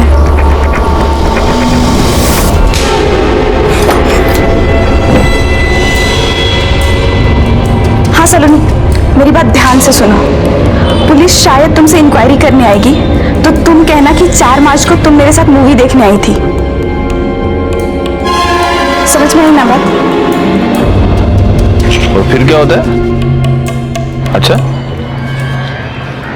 हाँ, ओके, हाँ समझ गया, मैं समझ गया। चलो रखो फोन अभी शोभा। अरे रखो फोन अभी, मैं काम में हूं ना। चलो बाय बाय। सब यही है सलोनी साहब। सलोनी जी, 1 मिनट। नहीं, डरने की कोई बात नहीं है। बस जरा 2-3 कैजुअल सवाल पूछने थे। मुझे एक बात बताओ, तुम दीप्ति की फ्रेंड हो राइट? जी। तो 4 मार्च को तुम दीप्ति के साथ फिल्म देखने गई थी, वो टोटल गोलमाल? हाँ गई थी ना। कैसी है फिल्म? अच्छी है। अरे एक्चुअली मैंने भी फिल्म देखी होगा गायकवाड़, लेकिन प्रॉब्लम क्या हो गया, मेरे को समझ में ही नहीं आई फिल्म। मतलब वो क्या, वो हीरो जो है वो हीरोइन से बार बार झूठ बोलते रहता है। उनकी क्या फिल्म के शुरू में ही शादी हो जाती है क्या? हाँ, पहली सीन में शादी हो गई थी। हाँ अब समझा मैं। मतलब वो मियाँ बीवी थे ना, तो वो पति तो पत्नी के साथ झूठ ही बोलेगा। चलो एनीवे, थैंक यू। हो गया बस, मैं जाऊँ? या श्योर। तो जब से केस शुरू हुआ है घर जाने का वक्त नहीं मिल रहा। अपनी फिल्म कब देखी? मैंने नहीं, मेरी बीवी ने देखी। और इस फिल्म में हीरो हीरोइन की शादी फिल्म की बिगिनिंग में नहीं, इंटरवल में होती है। फिर इसे कैसे नहीं पता? क्योंकि उसने फिल्म देखी नहीं। दीप्ति के कहने पर ये हमसे झूठ बोल रही है। अब सवाल सिर्फ इतना पैदा होता है कि दीप्ति हमसे झूठ क्यों बोल रही है।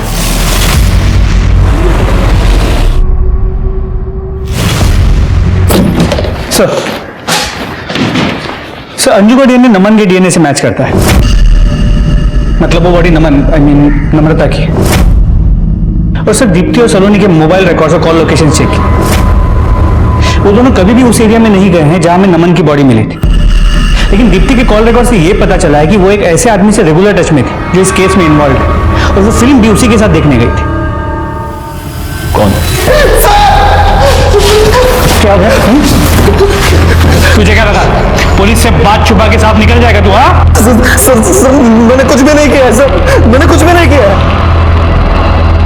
तूने कुछ नहीं किया? फिर से झूठ बोल रहा है तू? सर सच कह रहा हूँ सर, मैं तो दीप्ति के साथ था ना। फिर तू अगर तेरी गर्लफ्रेंड के साथ था, तेरा टिकट क्या उसके बॉडी के पास चल के गया था क्या? कैसे पहुंचा तेरा टिकट वहां पे? बोल। मुझे कुछ भी नहीं मालूम सर, मुझे कुछ भी नहीं मालूम। अब दीप्ति से पूछ लो ना सर। तेरे ऊपर और तेरी उस गर्लफ्रेंड के ऊपर मेरे को जरा भी विश्वास नहीं, समझा? घर में एक लड़की रह रही थी, साले तेरी नीयत तो खराब हुई होगी। नहीं सर, मैं सच कह रहा हूँ, मैं तो उसको अपनी बहन की तरह मानता। बहुत रिश्ते देखे मैंने ऐसे। बहन करड़े सर, जब तक ये मुंह नहीं खोलता इसको फोड़ते रहो। और गायकवाड़ बाद में डीएनए टेस्ट के लिए भेज देना। एक काम करो गायकवाड़, उस थिएटर से दीप्ति और जयेश दोनों की सीसीटीवी फुटेज निकालो। सर नमन का फोन रिपेयर हो गया, उसका एक बॉयफ्रेंड भी था सर। बॉयफ्रेंड?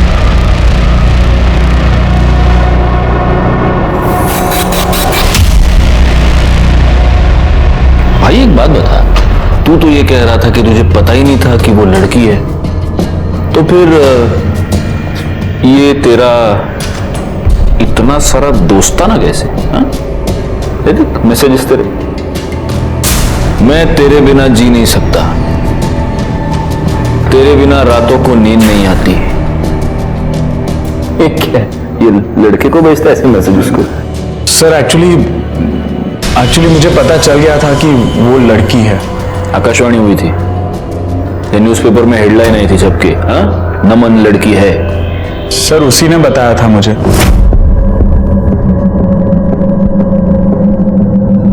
अच्छा सुन, वो मेरी बहन नम्रता है ना, वो तुझे पसंद करती है और तुझसे मिलना चाहती है। उसने तुझे यहाँ देखा और मुझसे कहा तुझसे बात करने के लिए। अच्छा, कहाँ मिलना है?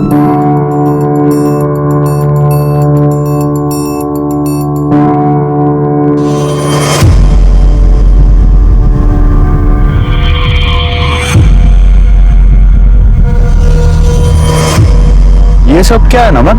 तू लड़की बन के क्यों आया? क्योंकि मैं लड़की हूँ। क्या? हाँ, मेरी कुछ मजबूरी है कि लड़का बन के रहती हूँ, और ये बात मैंने किसी को नहीं बताई कि मैं लड़की हूँ, लेकिन तुझसे छुपाने का दिल नहीं करता, तो मुझे अच्छा लगता है।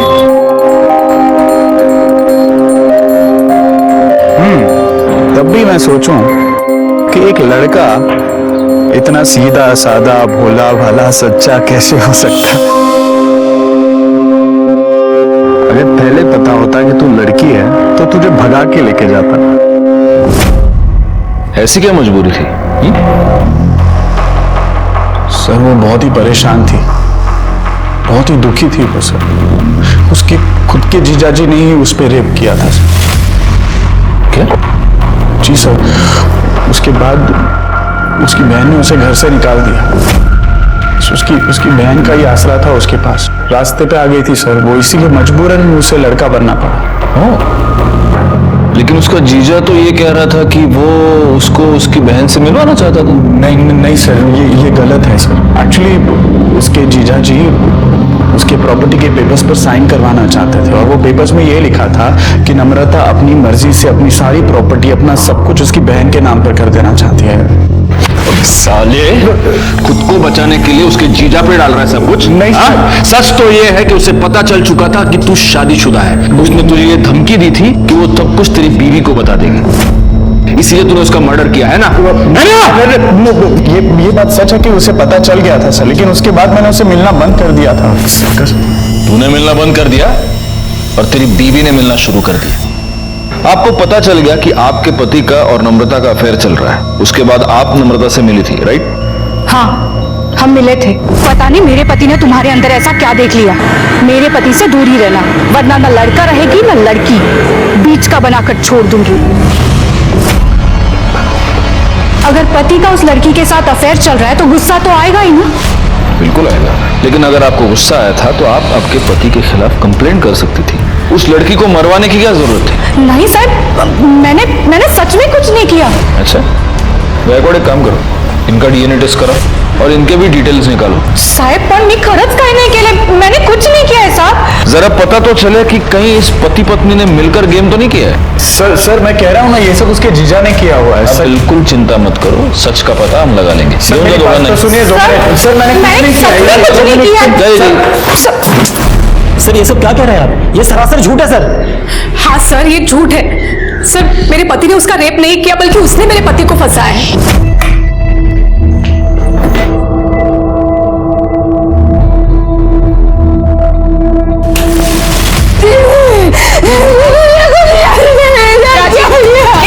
अंजू, ये झूठ बोल रही है।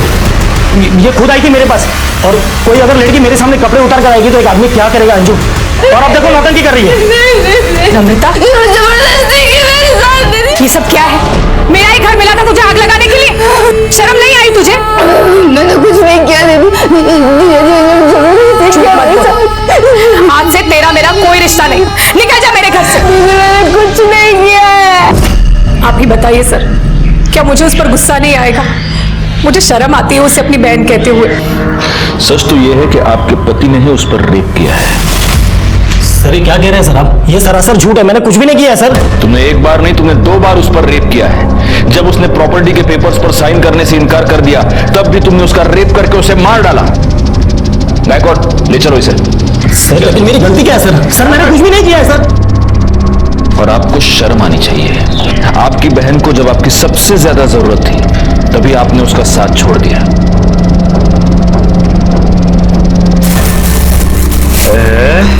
क्या है ये? डियो। मैंने तो परफ्यूम बोला था। क्या फर्क पड़ता है परफ्यूम और डियो? देख देख देख देख देख। मुझे ही चाहिए। क्या खुशबू हो रही, देख क्या खुशबू हो रही। मैं तुझे सस्ता वाला डियो नहीं बोला था, परफ्यूम बोला था, परफ्यूम। मेरे बाथरूम में लगाता है कैमरा। ओ गणपति राव, कहाँ चुप कर बैठे? बाहर निकाल अपने बेटे को। हाँ बाहर करा कुठे लपून बसलाय तो? हलकटे मेरे बाथरूम में भी कैमरा लगाया। ए, चिल्ला क्यों रहे हो? तेरी बाबा की आवाज आ रही है। क्या हुआ? अरे हमारे बाथरूम में कैमरा लगाया ये उसने। देखो, कुछ लाज शरम मेरे है भी क्या बाथरूम में उसको? कैमरा फिट किया उसने। लगता है सबके बाथरूम में कैमरा फिट किया उस हलकट ने। अरे क्या बकवास कर रहे हो तुम लोग? बकवास हम नहीं कर रहे गणपत भाऊ, ये तो सब आपके अनिल ने किया है। उसके लड़के ही आए थे हमारे बाथरूम रिपेयर करने, तब उसकी कालाकांडी है। मैं तो बोलता हूँ हम सब लोगों को घर में घुसकर मारना चाहिए। क्या किया तूने? सच्ची बता, तूने झोल किया? कुछ नहीं।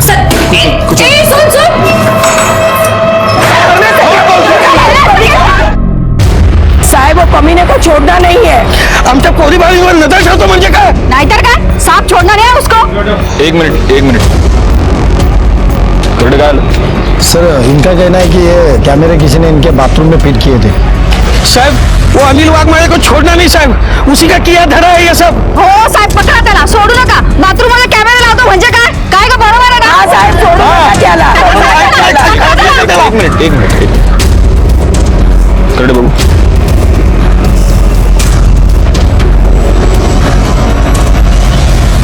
देखो जा।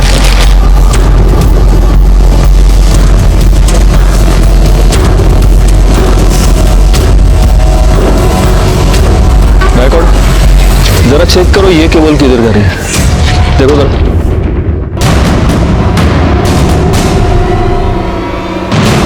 सर उस कमरे में। चलो। हाँ मैं मिलता हूँ। आप ठीक है मैं बाद में फोन करता हूँ। हाँ साहब कहाँ जाना साहब? ये ऊपर वाला कमरा किसका है राइट साइड का? वो मेरे बेटे का है। लेकिन क्या हुआ? चल उड़ा खोली चला।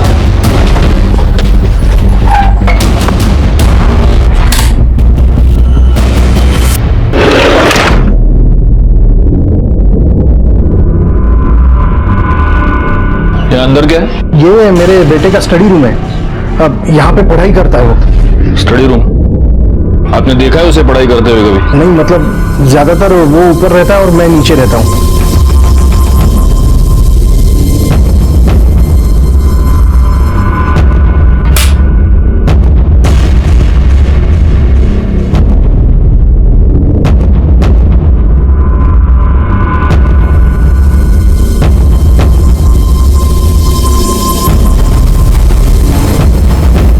सर ये दोनों वायर्स नीचे सीपीयू को कनेक्टेड है। मतलब इधर ही बैठ के सब वीडियो देखता होगा। सर लैपटॉप खोलो। सर पासवर्ड प्रोटेक्टेड है। कंप्यूटर एक्सपर्ट को बुला।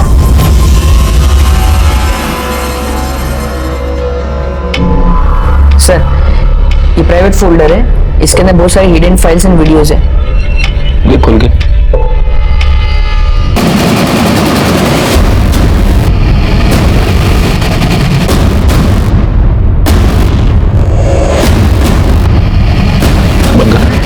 बंकर ये सब फाइल का बैकअप ले। इसका मतलब इस अनिल ने नमन का रेप करके उसका मर्डर किया है। ये तेरे बेटे की पढ़ाई? हाँ किधर वो? सर उसने मुझे कहा था कि वो अपने दोस्तों के साथ 2-4 दिन के लिए बाहर जा रहा है। बैकवर्ड इसके ये सारे कंप्यूटर सारे लैपटॉप सीज कर लो और जिस किसी बिल में छुप कर बैठा होगा ढूंढ के निकालो साले को। हमें अनिल की तलाश थी, बहुत जल्द हमारी ये तलाश खत्म हो गई, लेकिन हमारे हाथ अनिल नहीं अनिल की लाश लगी।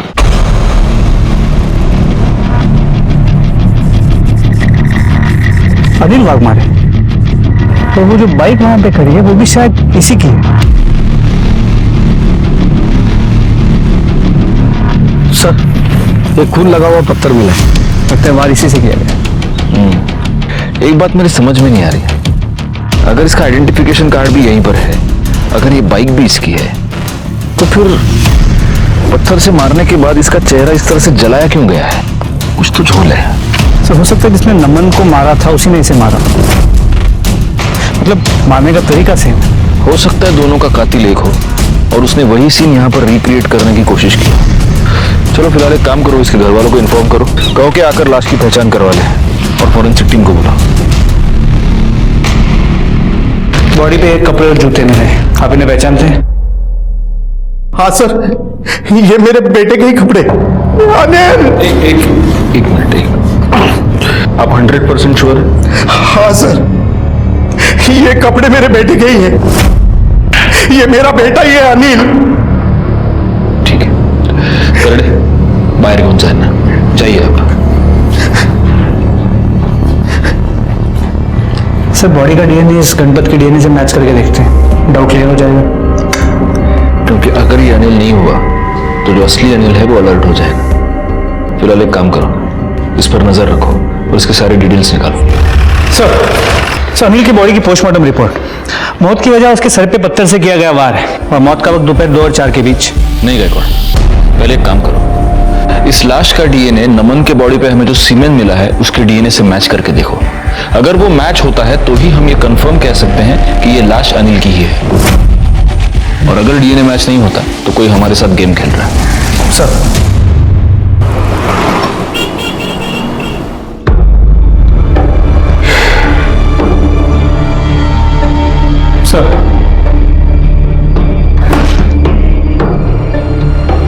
मुझे इस लड़की के बारे में सोचकर बहुत दुख होता है गायकवाड़। और सिर्फ यही लड़की नहीं, हमारे समाज में आजकल ऐसी बहुत सारी लड़कियां हैं जो ऐसी मजबूरियों का शिकार हो रही हैं। पहले इसके जीजा ने इसका रेप किया, उसके बाद इसने जिस पर प्यार किया, भरोसा किया, उसी ने उसको धोखा दे दिया, और अब इस अनिल ने इसका रेप करके इसका मर्डर कर दिया। एनीवे, कुछ पता चला? जी सर, उस बॉडी का डीएनए नम्रता की बॉडी पे जो सीमेंट मिला था उसके डीएनए से मैच नहीं करता, मतलब वो बॉडी अनिल की नहीं। और सर वो चाली का मालिक जो है गणपत, उसे चारकोप सेक्टर 1 के एक नंबर से कई बार फोन आ रहे हैं। इस गणपत ने एक बैंक अकाउंट में 1 लाख रुपए ट्रांसफर भी किए हैं, और जिस अकाउंट में ट्रांसफर किए हैं वो आदमी भी उसी एरिया में रहता है। कौन है? सर किसी राहुल का है।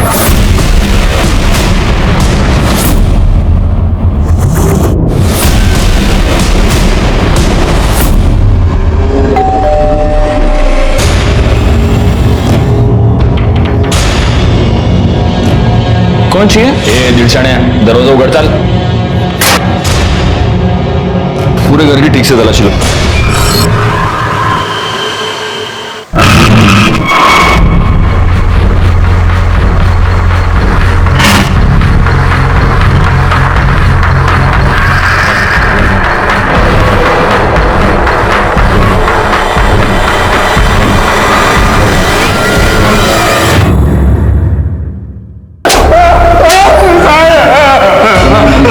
रेप करके उसका मर्डर किया है। नहीं सर, मैंने कुछ नहीं किया सर। कुछ नहीं किया? तेरे रेप की वीडियो मिली है हमें। सब मैंने रेप किया उसका। आजा भाई आजा, किचन भी है वहां पे, कोई टेंशन है ही नहीं।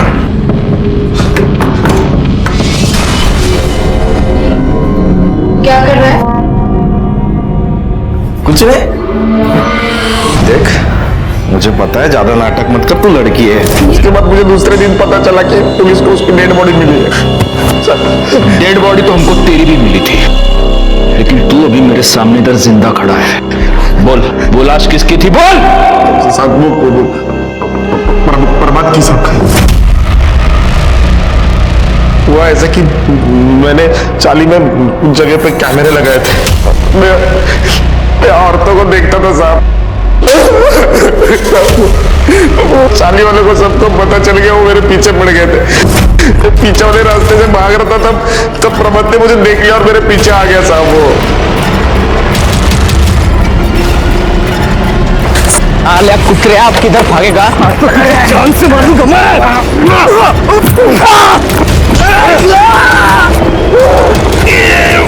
मेरे कपड़े उसको पहनाए ताकि लोगों को ऐसा लगे कि मैं मर गया, फिर मैंने उसका चेहरा जलाया। और जैसे तूने प्रभात को मारा वैसे तूने नम्रता का भी मर्डर कर दिया है ना? नहीं साहब, मैंने नहीं मारा वो ऐसे नहीं बोलेगा बैकवर्ड।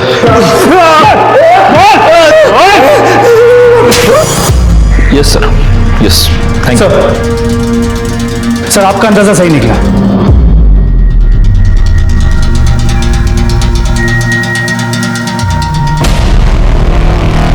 हमने तेरी गाड़ी का फोरेंसिक किया और उसमें हमें नम्रता के ब्लड के ट्रेसेस मिले। उसकी बॉडी तेरी ही गाड़ी में डंप हुई थी, है ना?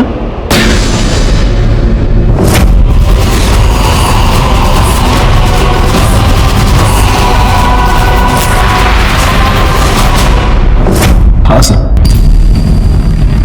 मैंने नमन का खून किया है सर। कर दे। 7 बजे तक तू पिक्चर देख रहा था, तेरी गर्लफ्रेंड दीप्ति भी तेरे साथ, ये देख। और नम्रता का खून 4 से 6 के बीच हुआ है। अब बता जयेश, एग्जैक्टली किसको बचाने की कोशिश कर रहा है? प्यार करती थी मैं नमन से, पर वो नैना हमेशा बीच में घुस जाती थी।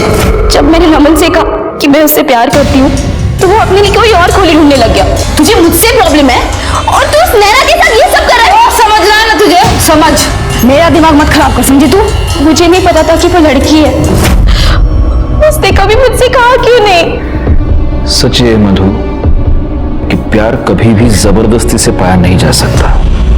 मधु, अनिल और जयेश को उनके किए की सजा मिली, लेकिन इस केस में असली गुनहगार कौन था? शायद अंजू, क्योंकि उसने अपने पति पर अंधा विश्वास किया और उसी की वजह से नम्रता को नमन बन जाना पड़ा और आखिरकार उसकी हत्या हो गई। किसी पर अंधा विश्वास करना जैसे गलत है, उसी तरह से किसी पर पूरी तरह से अविश्वास करके उससे मुंह मोड़ना भी उतना ही गलत है। इसी के साथ मैं सीनियर इंस्पेक्टर राजेश जाधव आपसे विदा लेता हूं। दोबारा मिलूंगा, तब तक सतर्क रहिए और देखते रहिए क्राइम पेट्रोल दस्तक, क्योंकि मकसद बताना नहीं, बचाना है। जय हिंद। क्राइम पेट्रोल के ऐसे ही मजेदार एपिसोड्स देखने के लिए हमारे चैनल को सब्सक्राइब करें